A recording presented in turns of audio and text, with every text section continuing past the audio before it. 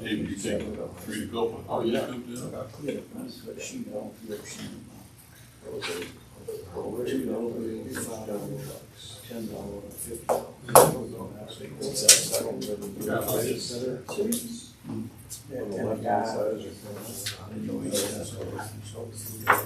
I would say I think so, but I don't know for sure. You're talking about on 3? There's a new one going in right on the corner of 3. Not that bad.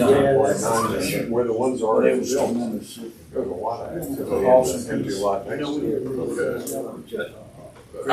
I honestly don't know. I know there's building going on, whether it's connected to a brand new one or an existing one. I don't know. I mean, I'll bet I saw 50. Huge. One way or another. But he wanted to know where he He told me that. He told me, he said, I've got certain identifications. Yeah, my best friend. I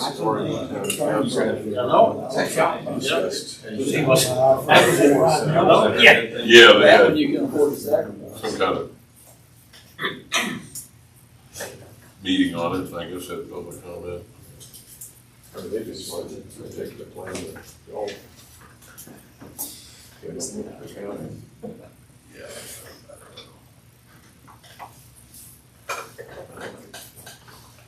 I don't think the town's really got any zoo locations, really. They're talking about a small Yeah, I mean, it could be something. size of a Walmart. Well, or, yeah, like the old strip shopping centers or something. Keep it at the show.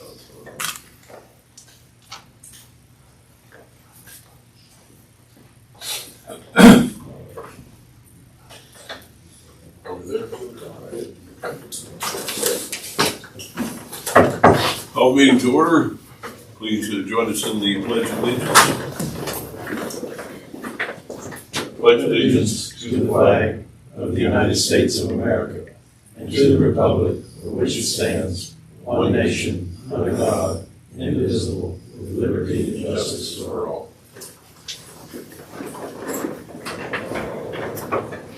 All right. First thing we need to do is adopt an agenda. Are there any changes? The only one we've got is we got the lettering incorrect under new business. We pulled an item out and failed to correct the lettering, so after E, each item just needs to bump up one to F, G, H, and I to the end of the agenda. All right. That is the only thing on the agenda item that needs to be corrected. All right. Gotta get a motion to approve. So moved. Second. Second. All in favor, say aye. Aye. Okay. Approval of minutes, January 15, 2026. One correction there, we've said Mr. Kalos joined us by Zoom somehow, and that is not true. He was actually here. You zoomed up here. He did Zoom up here, but you need to just make that correction. He was in person, not by Zoom. That is the only correction to the minutes that I'm aware of. Okay. So to be approved is corrected. Is there a second? Second. All in favor, say aye. Aye. Okay. No old business, so we'll move on to new business, public comment. Anyone here to make public comment? All right, customer requests. We have a couple, Mr. Chairman. I'll let David present those. We had two customer requests in the past month, both from neighborhoods. The first being from 308 Confederate Drive. So staff received a letter from a customer, Ms. Brooke Wilson. She's requesting a reimbursement for estimated excess sewer charges related to watering in 2025. Ms. Wilson actually has an irrigation meter with us, which is what we would typically use to do any offsets on sewer charges. It sits beyond the main RSA meter, and that's how we get the volume to subtract out for the sewer charges. Ms. Wilson didn't turn on that meter for 2025, so we didn't have the data to adjust her billing. What we do for some customers, this is existing policy, is we can offer a one-time exoneration for up to 3 months of excess sewer charges related to watering. Ms. Wilson hasn't started that process, but we could help her through that if the board sees fit in that case. So what she's requesting, is it in line with, historically with what has been over the last couple of years, or do you know? She's requesting, I think, up to 7 months, and she's done a calculation based on her previous year's averages to what she thinks that she doesn't owe for those months. That's not exactly how we would do it normally. If she did submit an exoneration request, we'd look back at her last 12 months and we'd figure out the average and do that exoneration for 3 months. But only for the 3 months, not the 7. Not 7. Right.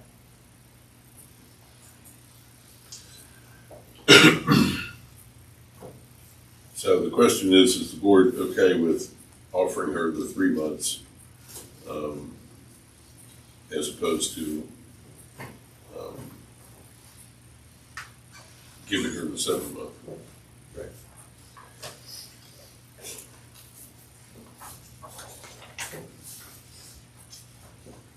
Sound like anything beyond the 3 months, we would be basically going outside of our policy there.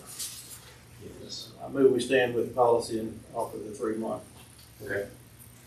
So we will assist her Make a- with that paperwork. We just have a motion. We don't have it. Is there a second? Second. Okay, any further discussion? Okay, all in favor of the motion say aye. Aye. Opposed? Okay, so it's 4-0 to Right. stick with the policy. All right, the next one. The next one is 509 Wakefield Drive. We've got an email from Mr. Al Sample, and he's requesting that we consider a change in policy on billing for zero usage. Mr. Sample was not at his house for a few months out of the year, and it's his position that we shouldn't charge for any water that wasn't used. We do have an existing process for a temporary off request, and that would involve us going out, turning off the meter, charging a $50 service fee, and then we would drop their charges down to any non-user fees that are in effect. Now, for Lake of the Woods, that's $38.33 a month. And that's the established non-user rate. So he's aware of that process, but he's requesting a change in policy beyond that. David, does that $38 include the surcharges, the 10 and the 23? So the $38.33 is what we would charge for a non-user account. So it's the same as we would charge if somebody has an extra lot. In that case, we charge it on a quarterly basis, and I think in this case, we would keep up the monthly billing.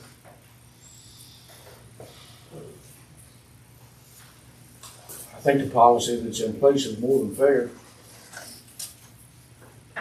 So if he paid the $50 fee for you to come out, it would be the $38, and if he doesn't, what is the monthly fee? You know? So the minimum right now, I'd have to get back to you on that, but it's laid out in the rate schedule that's on our website. It would include all the fees. Yes, that's right. I think that's what Yeah, Mr. right. Davies is asking. Yes. It would include the fees then, yes, sir. It's and in his case, most months it's a minimum bill plus the fees. But obviously, a change in policy is going to have far greater implications than. Yes. He's essentially asking that you only bill him for what actually goes through his meter each month. No minimum. But how many customers would fall under the same scenario? That's not a door I would care to open. Right, that's the board's decision.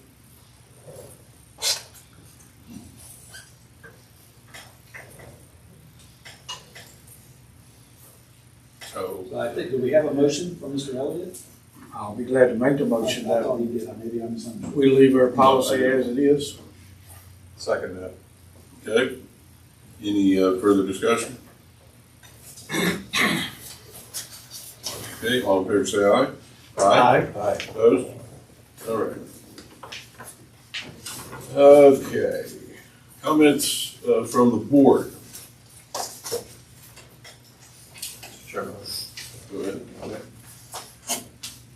I've now been on the board for 6 months. Tried very hard to follow the advice that I give my clients when I do nonprofit governance training, and that is to keep your mouth shut, your eyes and ears open for a period of time till you figure out what's going on, and I've tried hard to do that.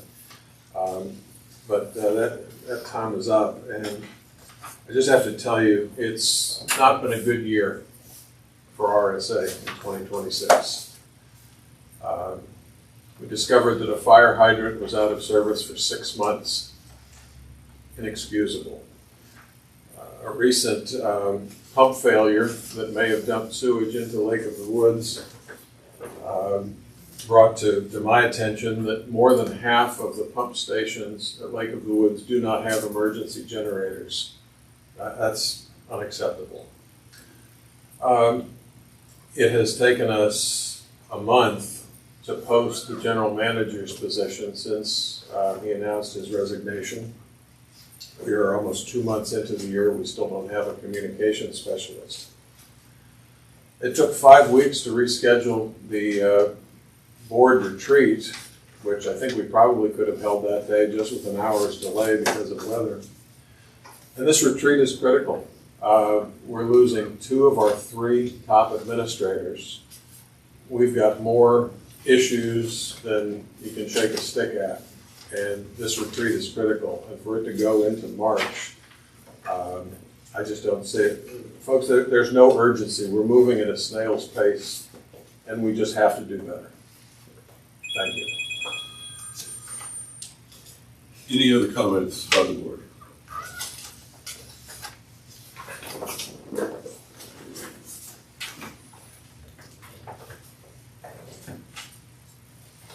Okay.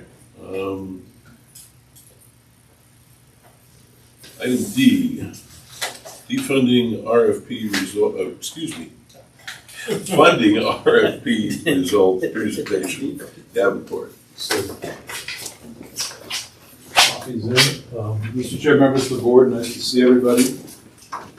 Kyle Rouse with Davenport. Kind of talk from over here if that's okay.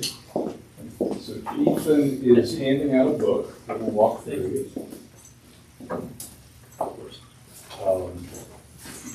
Basically, this is a follow-up to when we were here in January, talking about going out and getting financing for capital projects, notably here in Madison.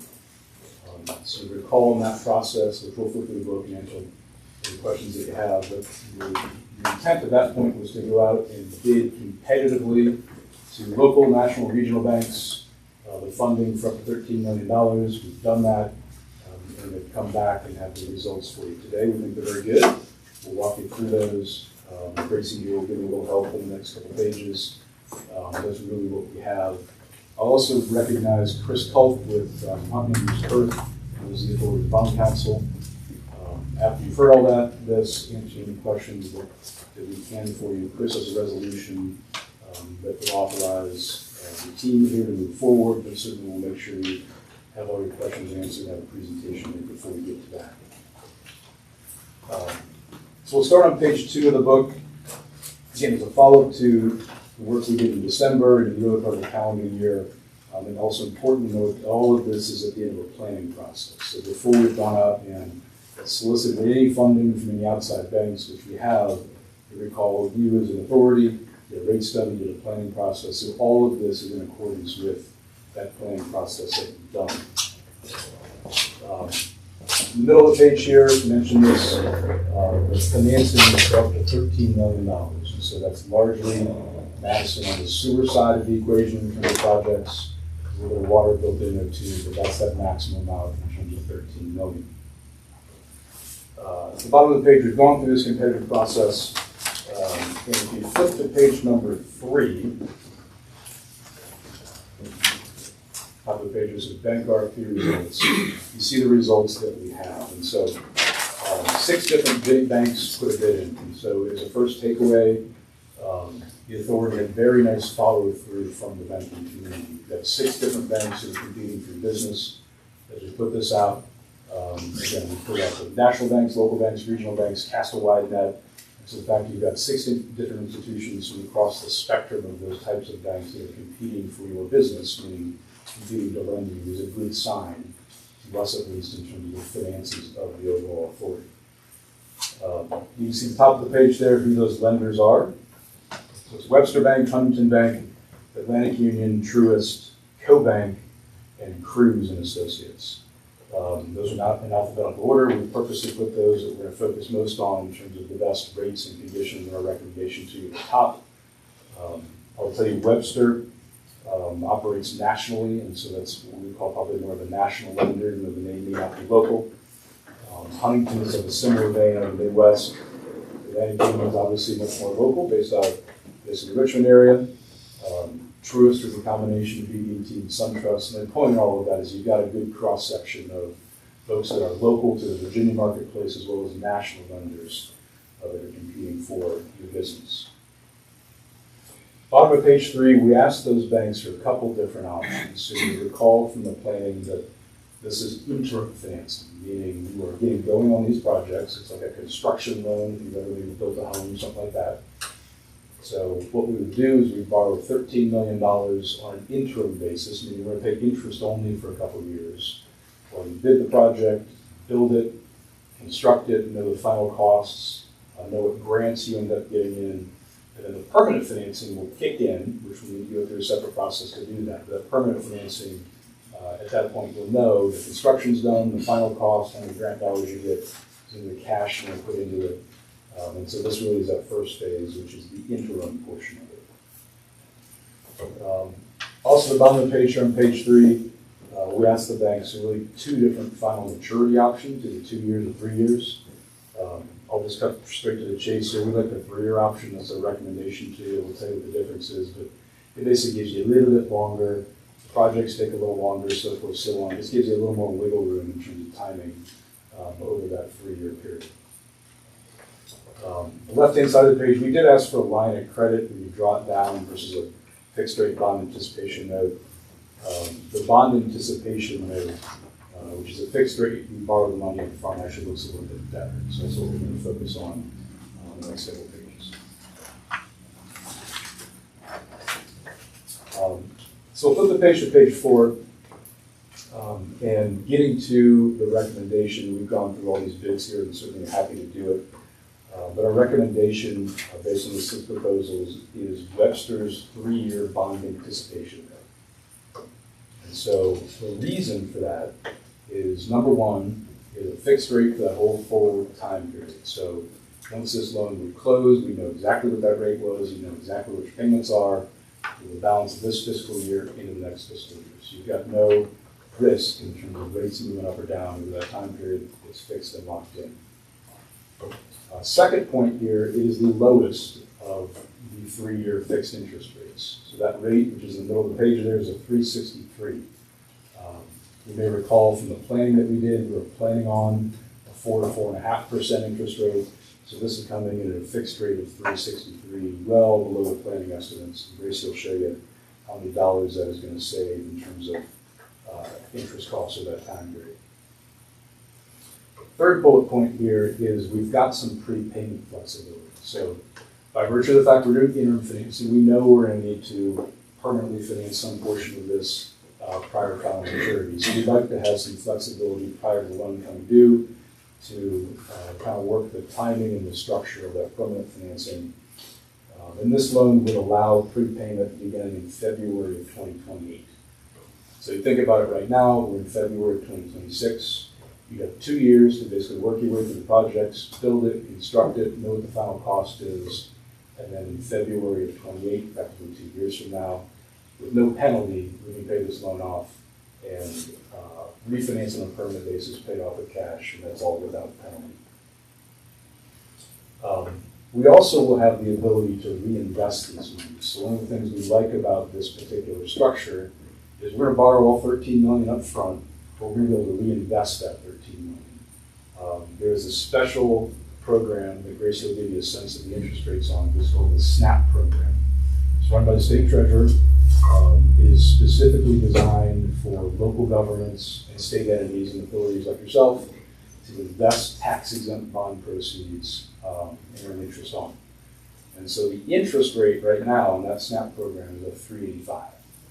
And so what we're going to be able to do at closing, we're going to borrow it at 363 and turn on take those dollars and reinvest them at a 385. So you're basically covering entirely your interest cost on a loan with those earnings and the proceeds that you'll put into that SNAP program. So it's another reason we like that bond anticipation note structure insofar as you'll be able to reinvest it in that state program.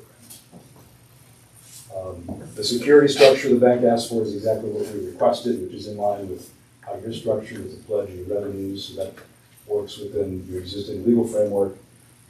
And so again, we like that Webster Bank bid for those reasons. Bottom of the page just kind of give you a sense of the other bids and where they were. Huntington put in a very nice bid. It would work in a lot of the same ways. The rate's just a little bit higher. So if the Webster bid is a 363, Huntington was a 384. And so as a backup, if we needed it, I don't think we'll need it, but we always like to know what Plan B is. Huntington could be a good Plan B if for some reason we need it. I don't think we will, but just to kind of give you that sense. Atlantic Union, on an apples-to-apples basis, their rate was a 403. Still very good, very competitive, just higher than 363. A little bit higher than the fee side. And then Truist structure was their rate was moving with the market. So we like the ability to lock in a known rate, lowest fixed rate we have, 3 years, reinvest the proceeds, and have prepayment flexibility basically at the very beginning of 2028. Pause there, see if there's any questions at that point. Here are none. Grace will do a little bit of the cash flows of it on page 5 and 6 here.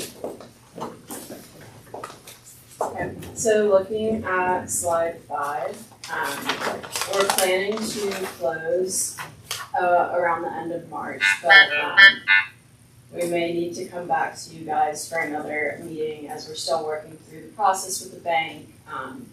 Still need to get final credit approval. Don't foresee any issues, but just having that March meeting as a backup just in case. So page 5 is a debt service comparison looking at the planning estimate in column B of a 450. This is what we presented back in December to you guys. And then looking at column C, this is Webster's 3-year proposal at a 363. And then column D is what we would consider the next most competitive proposal, as Kyle mentioned, Huntington at a 384.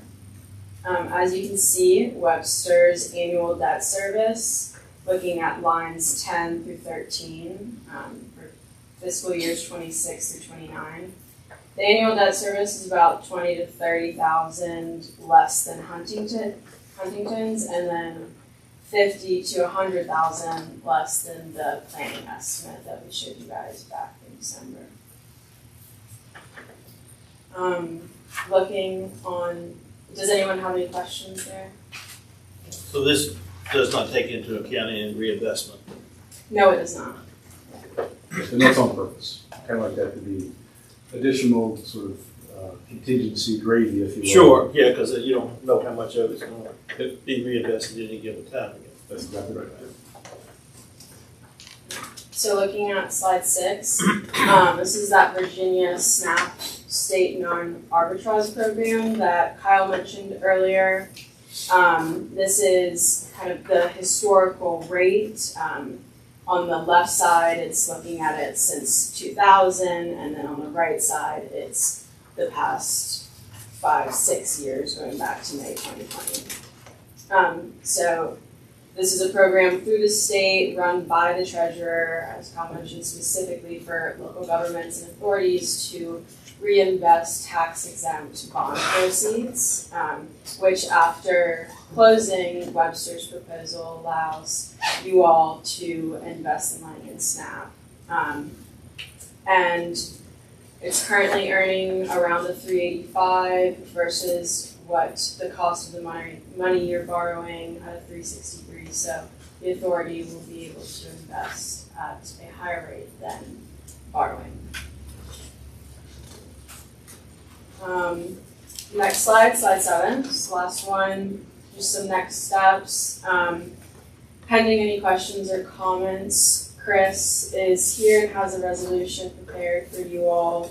We'll talk through that in a little bit. As I mentioned earlier, we have that March 19th meeting. Just as a placeholder, in case anything comes up, don't foresee any issues though. And then we plan to close by March 27th, but we may end up closing earlier. We just have the rate held through the 27th of the bank.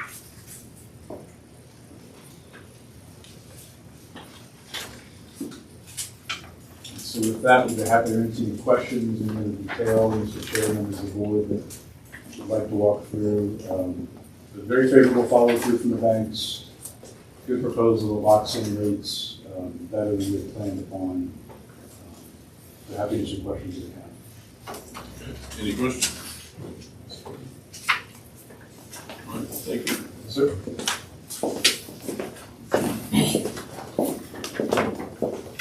Mr. Chairman, members of the board, my name is Chris Colt, and I'm the Harrisburg in Richmond. I had the pleasure of serving as county counsel for the RSA for my whole career, basically with Tim and then his predecessor.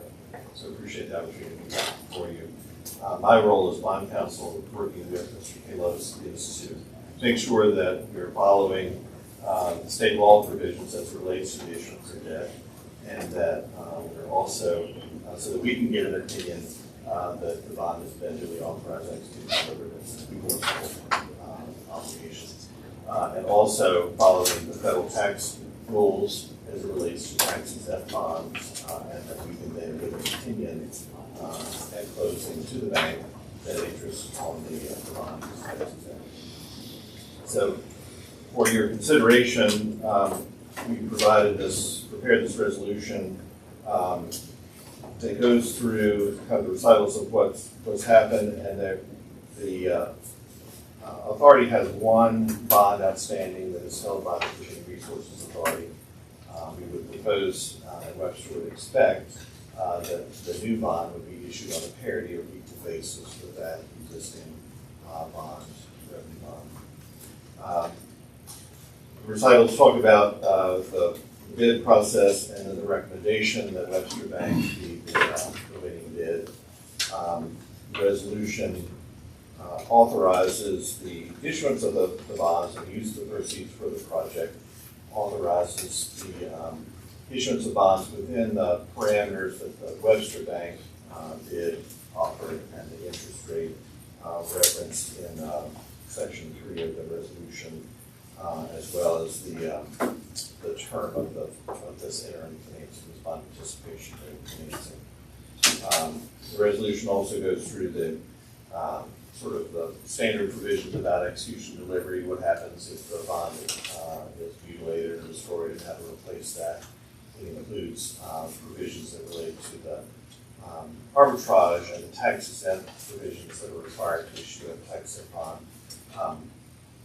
Based on our work with the authority over the years, the purpose of this financing and the use of the bond proceeds are all normal governmental uses. We don't have any concerns that the authority can't meet the typical federal tax rules to make this tax exempt. The basic loan document that I believe was also circulated to you is the bond purchase and loan agreement.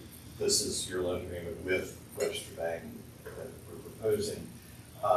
The basic covenants in that financing with the loan agreement, we intentionally matched up to the provisions and covenants that are in the existing VRA financing agreements, so that we're not proposing from a standpoint that the authority has to deal with different covenants or something contrary to what the authority is used to doing, and has made work with its past VRA deals. So the form of the loan agreement that the resolution approves as to form and delegates to officers to finalize and execute is going to match up basically with the existing financing agreement with VRA. So from an administrative standpoint, it should be seamless in that regard, following the same techniques. The resolution also, as Gracie mentioned, authorizes investment through the SNAP program. And then it approves the form of the bonds that's attached. From the version that was sent to you in your agenda package, so what I think Tim handed out, there's just a couple of Chris's last version. minor comments that taking into some of the comments that came from Stedman's firm that we've addressed here. I think they're set out in the underline on page 2 about just some grammatical about the interest rates, and then the clarifying that the redemption provision would begin on or after February 1, 2028. That matches up to the Webster Bank bid. And then on page 3, number 6, clarifying in the unlikely situation and not expected situation at all that there are insufficient funds to make debt service payments for both the existing debt and for the new debt, that pro rata treatment of that, those revenues, and application of those revenues, and how that would happen. So I've given you a sort of an overview of the resolution, but I'm more than happy to go through more particulars or talk through the financing and the loan agreement in more detail if you have questions. But this is a resolution that would allow us to proceed with negotiations with Webster Bank and to finalize, so long as what is agreed upon fits these parameters in the resolution, that allow us to go to a loan closing by the end of this month.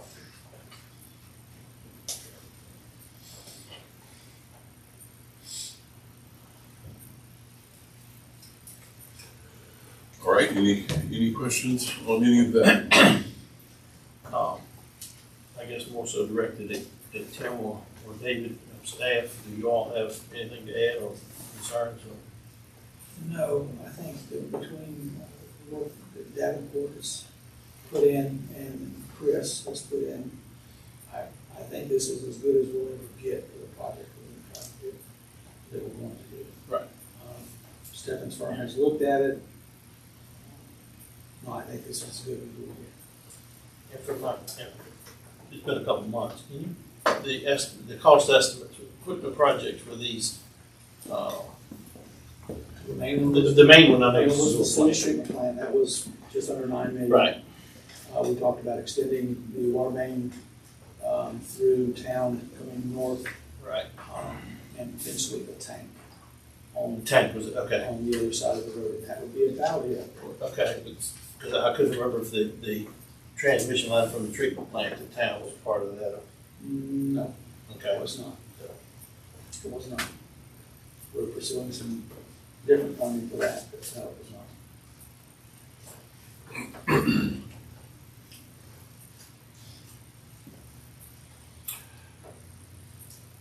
Okay, any other questions?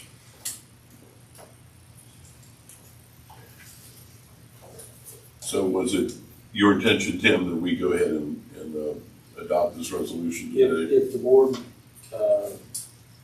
feels they're ready to, yes, that you go ahead and adopt the resolution authorizing the chairman to execute whatever documents were necessary in this process associated with the bond anticipation. Okay, the motion's been made to adopt the resolution as Second. presented. And seconded. Any further discussion? Let's do a roll call on this. Cockridge. Aye. Davies. Aye. Elliott. Aye. Johnson. Aye. 4-0 with one absence. All right, we're done on that now? I believe so. Okay. So, So now we'll go to item F, hydrant repair procedures. Thank you very much. yes, sir. Thank you, Chris.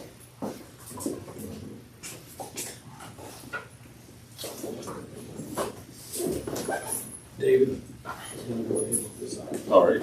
Yes. On pages 58 to 60 of your board packet, I've included a memo just detailing a new process we put in place to handle hydrant issues. Obviously, it's important that we keep all of our hydrants functional. And we built the workflow in our new asset management software that's going to allow us to track this work. And more importantly, or equally as important, is to maintain visibility of that issue until the problem is fixed. So essentially the way this works, I won't go through everything in the memo. When we mark a hydrant as bagged in the asset management software, that does a couple things.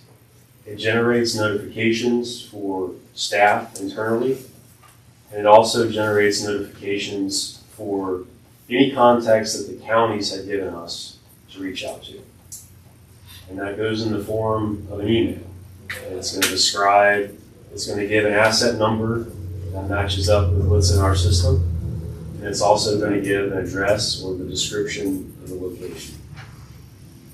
What also happens when we mark a hydrant as bagged, in our asset management software, it's creating a request, which is how we manage things on the customer service side and just general oversight of issues that are unresolved. And it's also creating a task, which is how we track work toward the asset, in this case the hydrant, and also how we log things like labor hours or materials used toward that particular repair.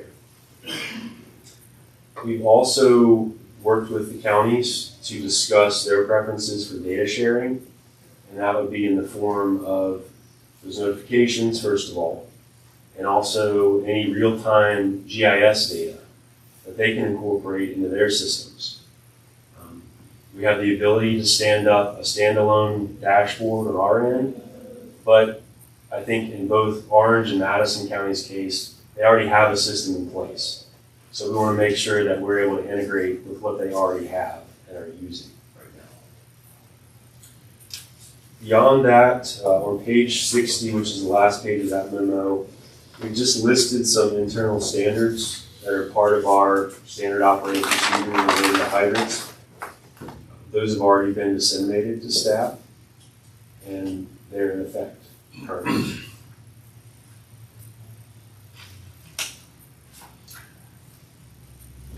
What kind of testing have you done on the system, either in a real world way or just as a dry run? So we've run this through a couple times. We haven't done a dry run with the county notifications quite yet because we're still working with them on who they want to give the notification. But we're fairly confident in this process. The benefit of our asset management software is we can do everything ourselves.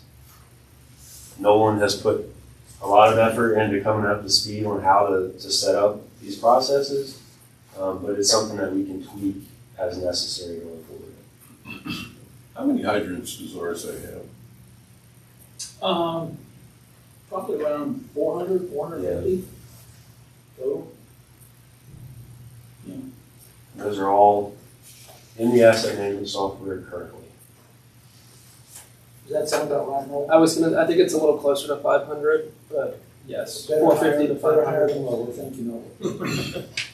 Now, we have quite a few that have to be maintained. David, on that picture on page 60, there's a red dot and a blue dot. Yes. Tell me what those are. So of course I printed in black and white, so I think the blue dot is indicating one that's been bagged.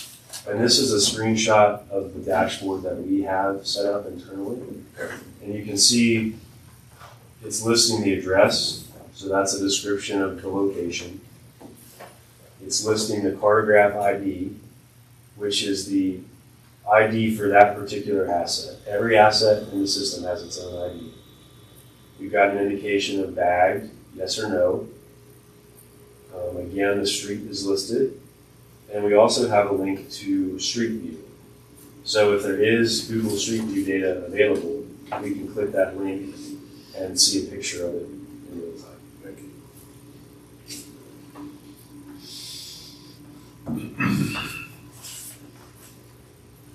Okay, any other questions on this? Looking at it from the other side, moving to this, as far as notifications, we find out a hydrant's not working. You know, in the past, I've called Leo or I've called, anything different you want us to do from our side moving forward. I think it's going to be up to your preference. I mean, we can formalize that in our SOPs, but all of our employees have access to the asset management software to make that indication on the hydrant that it's bagged. Or in the case that it's not fully non-functional. Right, we can create a task to go out and take do an inspection and make a repair. okay, yeah, that's been probably the most common thing, when it's not, it's hard to turn or not functioning properly. It's functioning but not properly. Normally we'd call him or call Leo, so that's.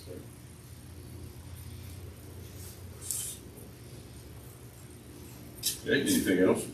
Is there any procedure where these hydrants are checked periodically? So we aim to do it on an annual basis. And we've got an automation set up in the asset management software now to generate those tasks on an annual basis. That can be just a basic function check that it flows and that it's got some good paint on it and everything functions as it should, or something more in depth that involves flow testing, where we've got 2 or 3 people out there doing a more in-depth evaluation. Did we finalize plans? I know there are a couple privately owned hydrants owned by the county. We talked about the county would, the last conversation was willing to pay whatever's necessary for RSA to maintain them. That's how it was left But, in my discussion. As we're getting into this annual maintenance, because the one at Kemper Mansion is probably one of the most used hydrants in Madison. And I think it would be good if it could be incorporated and work it with the county, because they'd indicated, We'll maintain it and then bill them for the. Yeah, we can formalize that. The understanding we had with the county administrator was we would do the maintenance on it and invoice them for it. Right. Okay, just want to make sure that it's incorporated into this. Because those are privately owned by the county. But they don't have the staff to do it. So we made an arrangement where we would do it and bill them for the time and material. I think before the hydrants were repainted, they had reflective tape on them, the intent to make them more visible at night. Is there any plan to replace that? We could definitely look into doing that. Is that helpful? Honestly, here at Matt, I can speak for us. It's on our hydrants will show up on an iPad to us, so we know exactly where it is when we're pulling up. All of them are in a layer on our response software. What if that's true for Orange or like the Woods Fire?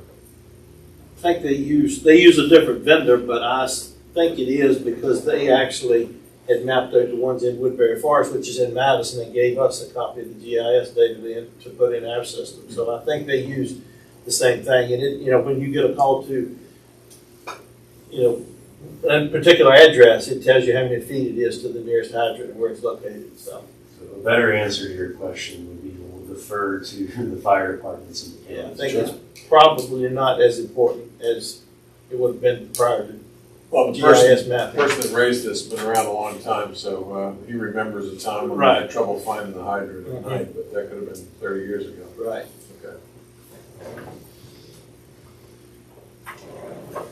Okay, the board doesn't need to vote on this, right? This is No, just an this was internal informational for the board. process. Thank you for this. Correct. That's great. Item G, general manager report. Very brief today, as has been mentioned, the board retreat, as you can see on page 61 in the agenda packet, will be Tuesday, March 3rd at the Orange County Airport Terminal Building. In their conference room beginning at 9 o'clock, lunch will be provided. An update from DEQ on drought monitoring. They've actually expanded the warning advisory to now include 39 counties and 16 cities from what was 22 and 13, and have maintained the existing drought watch for another 44 counties, 15 cities. They have moved the northern Piedmont region, which we're in, into the drought watch, from drought watch to drought warning. So that drought warning advisory is just intended to increase our awareness that there's always the potential onset of a drought later this year if we don't get rainfall. I'll think about that every step in 3-inch mud that I take to feed my horse this evening. Just remember that. So, yes. I don't disagree with you because I stepped through it too. And other than that, the last page of your agenda package is the January financials, and given this 1 month into the year, those look normal for us this time of year. We have less water sales in the colder months and hope for more water sales in the drier, warmer months to pick things up. But that looks about normal to where we're at this time of year. That is all I have for that. All right, attorney report. I got one question. Where are we in as far as hiring the PIO or communication officer? Well, we re-advertised. The gentleman we had hired just could not seem to make it to work. So that is re-advertised. And we're looking to fill it. Attorney report. Just that I've heard from the claims administrator of PFAS claims that they are getting ready to release some additional adjusting base scores. This was last Friday. Typically after that, if there's going to be additional payments that come within a few weeks after that. So I don't have any more information because it's just vague and you get what you get. But we've done well so far, and I hope that we continue to get payments as they come. Okay, motion for closed session. We do have one, sir. I'll go ahead and read that and just put it on the form of a motion.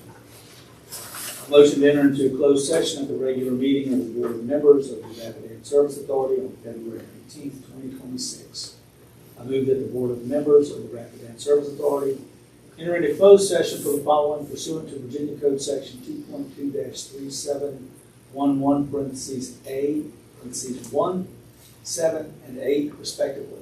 Discussion regarding the performance and resignation, the retirement of the board's employee or associate manager, consultation with legal counsel, and briefings by staff members pertaining to probable litigation, or such consultation or briefing in open meeting would adversely affect the negotiating or litigating posture of the board, and consultation with legal counsel regarding specific legal matters related to the foregoing items.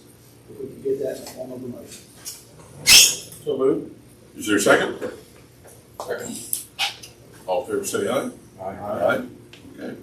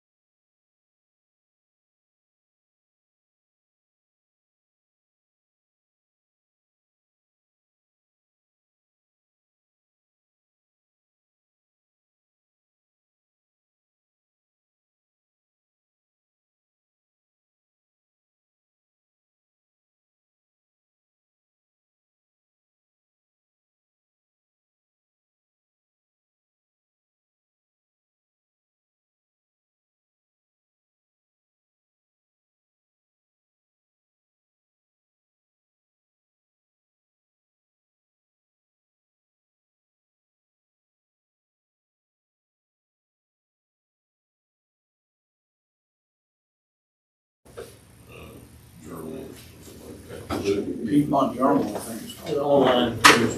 Pursuant to Virginia Code 2.2-3712D, parentheses D, only public business matters lawfully exempted from open meeting requirements under the Virginia Freedom of Information Act, and only such public business matters as were identified in the motion by which the closed meeting was convened were heard, discussed, or considered in the closed meeting by the RSA Board. Should any members of the board believe that there was a departure from the foregoing requirements, please so state at this time prior to the vote and indicate the substance of the departure that in their judgment has taken place.